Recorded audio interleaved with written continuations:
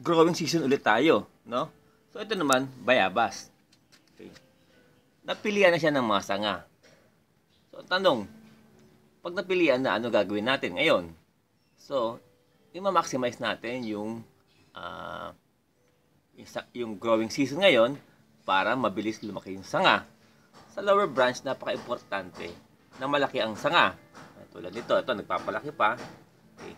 And then, pag napili na ang sanga, hanggat maaari, yung sangang pinilian mo, so mahaba siya, dapat nakataas.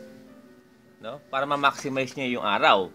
Kasi sila, yung unang tinatamaan ng araw. Dominante na sila ngayon, dominante. No? Ngayon, yung sa apex, bandang taas, is controlled na. No? Ngayon, ang point dito ngayon, dahil kung mga siya bayabas, dahil growing season, yung mga bunga o mga bulaklak is tatanggalin na. Kasi umaagaw ito ng sustansya sa puno. So, pwedeng mamatay yung dulo o yung sanga na maraming bulaklak o maraming bunga. No? Tulad nito, yan, no? Okay.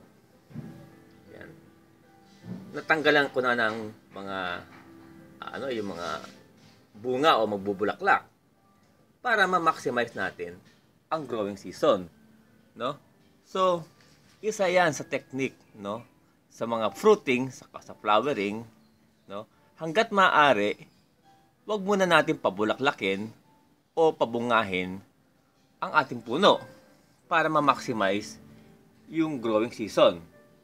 So, napaka-importante na palagi kayo nakatutok sa puno. No? So, sana may mapulot tayong kaalaman o madagdagan ang ating kaalaman tungkol sa growing season. Okay, growing season. Napaka-importante ang branch selection sa growing season kasi na-maximize niya yung growth na kailangan ng sanga. Yung kailangan mong sanga, no? For example, this one, no?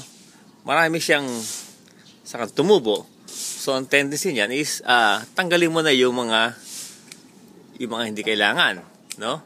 Itira mo yung mga possible na kailangan. Tulad nito, no? 3 yung tinira ko. 1, 2, 3, no?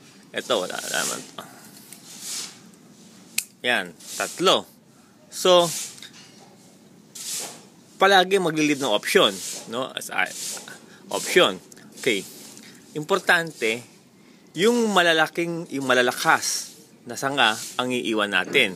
Kung hindi kailangan yung malakas na sanga, tanggalin para lumakas yung sanga na kailangan natin, no? For example, this one, no? Ito na yung tinira ko. Ito na yung napupusuan ko. So, tinanggal ko na yung mga iba na hindi kailangan. Ito na lang ang itinira ko para ma-maximize yung growing season. At the same time, hindi na siya umagaw ng sustansya dun sa kailangan na sanga. Okay. Ngayon ito, huwag nyo muna i-wire siya. Hayaan nyo muna siyang lumago o lumakas. No? So, napaka-importante ang growing season. So, naulit ko, ang branch selection, ang pagpapatubo ng tamang sanga, ang isa sa mga dapat nating mapag-aralan. No? Dahil para makatipid tayo ng oras at pagod. No? So, tulad nito, ito ang tinira ko. Ito ang malakas sa kanya, saka ito. So, yan ang natira. Okay?